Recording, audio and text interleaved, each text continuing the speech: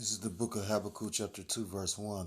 I will stand upon my watch and set me upon the tower, and will watch to see what he will say unto me, and what I shall answer when I am reproved.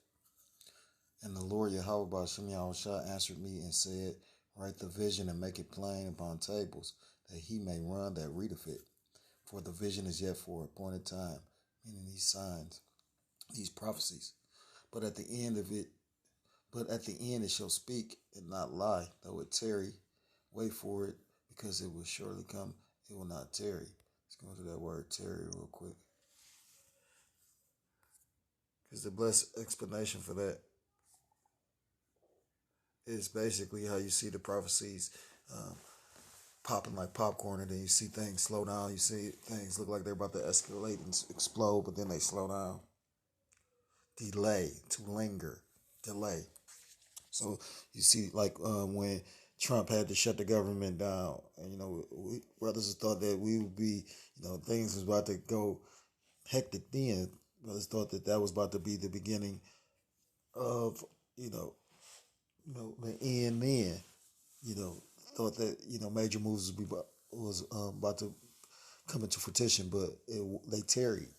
But now we're seeing, you know now we're here. We're seeing, basically somewhat of a police state, because you can't move the way you once could move. You know, um, you can't travel on planes without showing that you actually um, talk to Vanessa. You can't do a certain amount of things without making proof. Just like Hitler in Germany, you know what I mean? With your papers. You get what I'm saying? And the thing is, if you understand anything like from the research I've done, if you've been following and searching and watching history, this is a repeat of what the Germans were doing, because you got to understand a lot of the stuff that these devils are doing, they incorporated from what the Nazis was doing, along with their, I'm not going to say that they learned um, a lot of their occultic sciences from those, those Temanites, because that's, the Germans would be the Temanites, but because that they were supposed to be the wisest of Edom's tribes, but because you got to remember, America's steeped off into esoteric and occultic symbolism, you know, um, you know, with different sacred symbols and geometric shapes, so but they did incorporate a lot of like the things they incorporate. If you go do the history, you'll find out a lot of the NASA like was started by and headed by a lot of the ex Nazis that they brought over here from that Operation Paperclip. Just you know, just throwing that out there. For the vision is yet for a appointed time, but at the end it shall speak and not lie. Though it tarry, wait for it, because it will surely come. It will not tarry. Behold, his soul which is lifted up is not upright in him, but the just shall live by his faith. Faith. Now, whose soul is this is speaking about? This is talking about Esau, Edom, this red Hebrew Edomites. Verse 5, yea, also because he transgresseth by wine, he is a proud man, neither keepeth at home, who enlargeth his desire as a hill, because he cannot be sated or satisfied carnally, and is as death and cannot be satisfied. As he is as death, meaning the son of perdition, son of destruction. He is death incarnate. Everything he touches, he weaponizes, because he's the man to see it. You know what I mean? He meant to go off because he is set up that way. A vessel of wrath and a vessel of honor.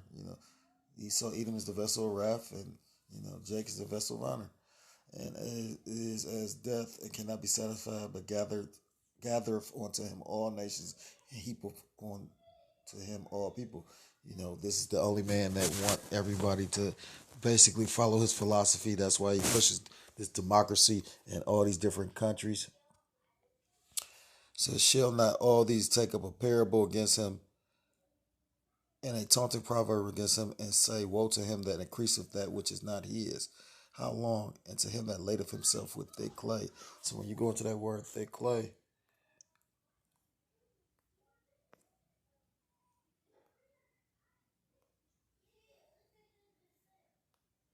Strong's H 5671. Avteet. Avteet. aptit, and basically that's a Hebrew word, and it means heavy debts, weight of pledges, or heavy debts. So this money system is a heavy debt because it's not based on anything real. It's based on you know fiat currency, paper money. It's actually witchcraft.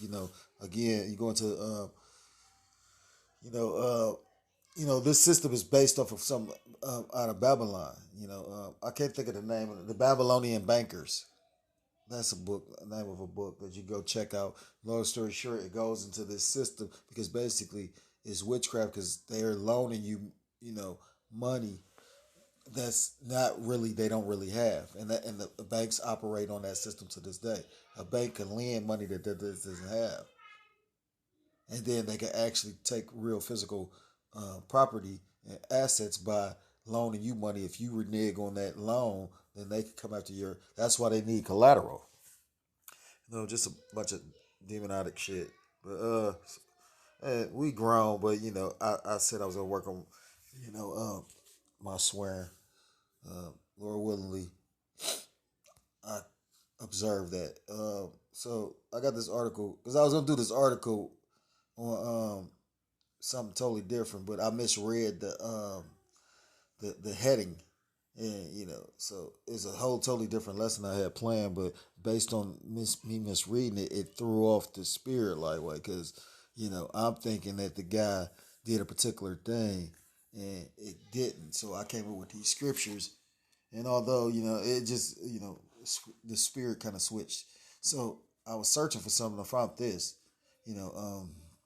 So it says the next recession, here's when the everything bubble will burst. And this guy Murray, from off of the Joker, Murray, Sabrine.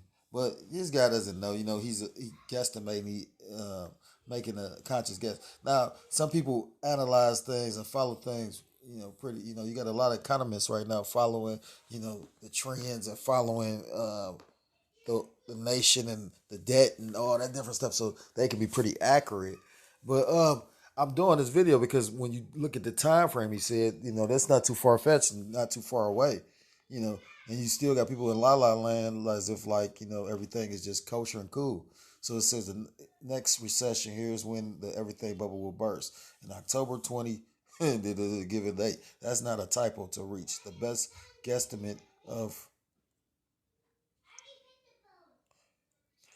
It says recession. It says to reach the best guesstimate of when the next recession will begin, we need to understand how the Federal Reserve creates unsustainable booms and why the next bust may be just around the corner. A caveat is in order. As physicist Niels Bohr exclaimed, prediction is very difficult, especially if it's about the future. Nevertheless, I will weigh in fearlessly with my 10 cents. He said not 10. I will weigh the Fed's inflationary policies have increased my 2 cents fivefold. Right. Because basically he's saying he understands that these places is like the Feds is allowing for inflation to kick in.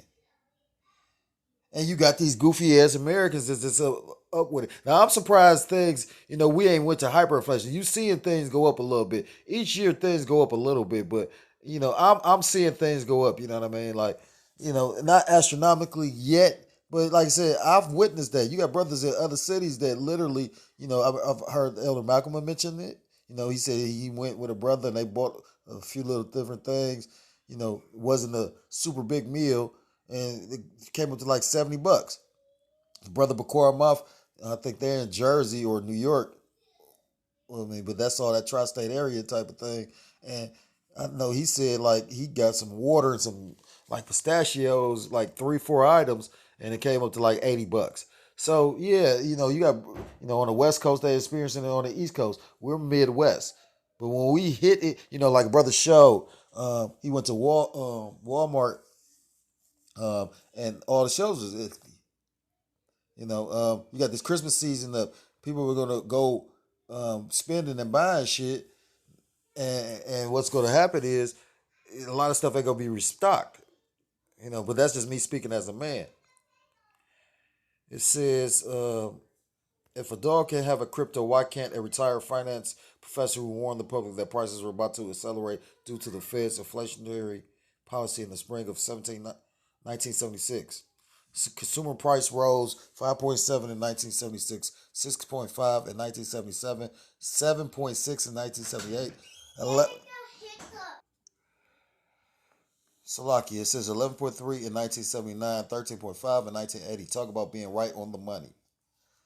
As inflation was galloping throughout his presidency, then President Jimmy Carter appointed Paul Volcker,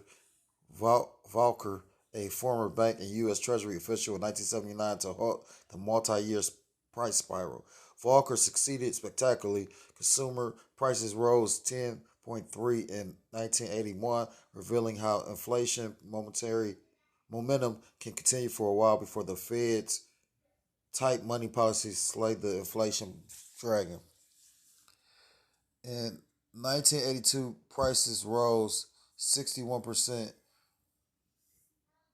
3.12% in 1983, and of miracles only 1.9% in 1986, a year before Volcker stepped down as Fed chairman and was replaced by Alan Greenspan. To accomplish what was considered at the time improbable due to high inflation expectations, the Volcker-led Fed raised the Fed fund rates. The rate banks borrowed from each other for overnight loans to 22% by December 1980. The cost of Volcker's tight monetary policy necessary to halt the dollar slide was back-to-back recessions. A short downturn, 1980, and then another one, 1981 and 82. The case can be made that one long recession occurred that in effect lasted 3 years, from January 1980 to November 1982. So the point, if you're not realizing, is they said that basically a recession is going to come. And when you take the time to understand it, it's like recessions go by certain years. Like, I think it was one in like 78. So then there was another one in like 85. And then there was another one in like 92. Uh, I think it was one like, what was that? They go so many different years. And basically, we up for one. That's what they said. Pinpoint the moment. Currently, the unemployment rate. Well, let me read that. It says one of the best leading indicators of a cyclical downturn is the unemployment rate, which reached a cyclical bottom in May 1979, several months before the 1980s recession, and didn't peak until November 1982. The unemployment rate declined until the next upturn and layoffs began to accelerate in 1990. Currently, the unemployment rate has been declining from the lockdown peak of early 2020 and has reached levels that historically have signaled the beginning of the end of a cyclical boom. Lockdowns have undoubtedly distorted the unemployment rate, but the historical pattern reveals that when the unemployment rate nears 3% and then turns up, a recession will soon begin. The yield curve is one of the most widely followed financial indicators that portend a recession, usually within a year. The yield curve reveals the relationship between short-term and long-term interest rates. Typically, the yield curve is upward sloping like today, when short-term rates are below long-term rates, reflecting a substantial amount of liquidity in the financial markets. When the Fed becomes concerned that the economy is overheating, it tends to raise the fund rates to cool down price inflations, which occurred prior to the bursting of both the 2000.com bubble, right, and then you got 2007 housing bubble. Um, The yield curve was virtually inverted at the end of 2019, suggesting that a recession will begin sometime in 2020. However, the lockdowns in response to COVID-19 caused the economic downturn in early 2020, not a typical cyclical recession. Now the economy is in another cyclical upswing because the Federal Reserve injected $4 trillion of liquidity to stimulate the economy. At the most recent meeting of the Federal Open Market Committee, it was declined to reduce monthly purchase from 120 billion to 105. In other words, the Fed will continue to have its foot on the monetary pedal even as the inflation rate recently topped 6% year over year. In the past, accelerated inflation would set off alarm bells at the Feds to raise interest rates to dampen inflationary pressure and expectations. Currently, the thinking at the Fed is that the price inflation is transitory and therefore monetary policy does not have to be tightened, which is some bullshit because they just admitted the brother, the elder Itazawan from the Man of Valor camp, he was saying that they had to admit that it is, it's not transitory because at the end of the day, they're trying to do a great reset.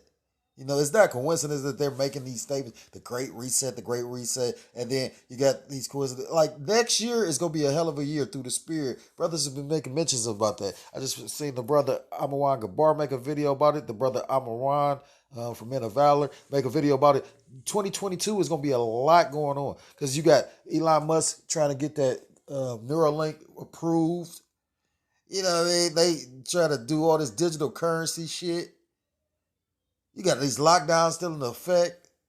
Now you need a third booster, and I don't know what exactly that is about. You know what I mean? I don't know if you because I don't hear them talking about that in China or Moab. The Moabites going through that, so I don't know if it's something with the whole system that they're trying to implement that you gotta constantly keep this stuff in your system, which probably more than likely it probably is something like that because if it's foreign matter in your body, like they talking about they had metallic particles and nanobites and all kind of different stuff. It's something in there. You know what I mean? You gotta remember DARPA, the fifth what is that called? Advanced Research something department, but I butchered all that.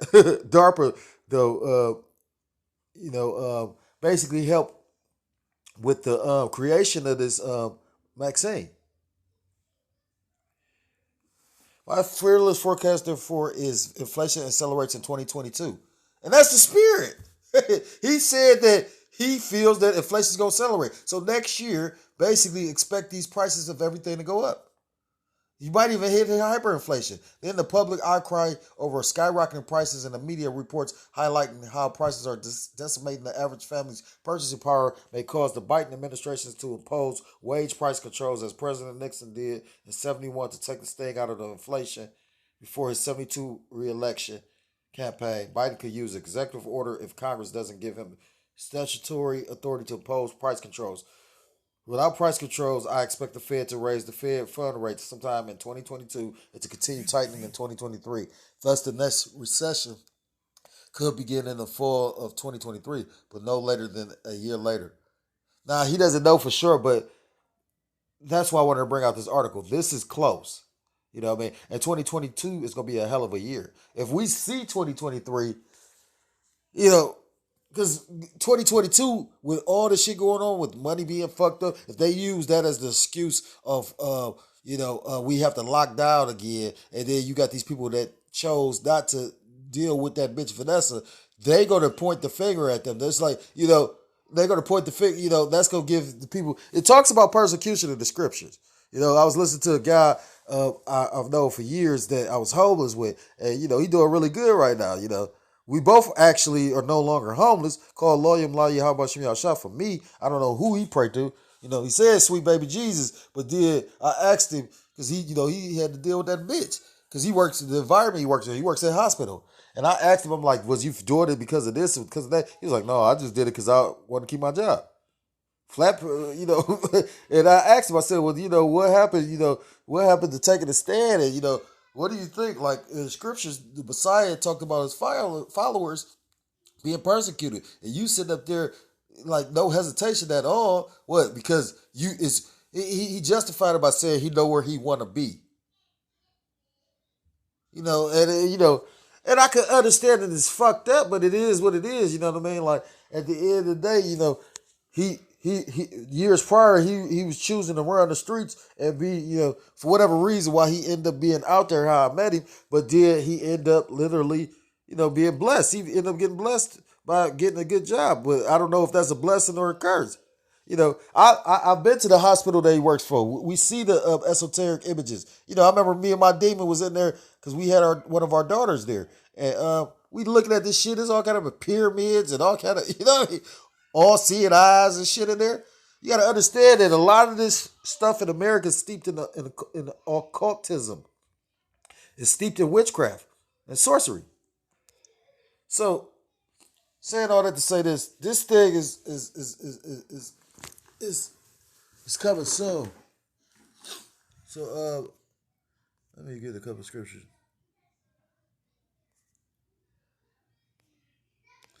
This is the book of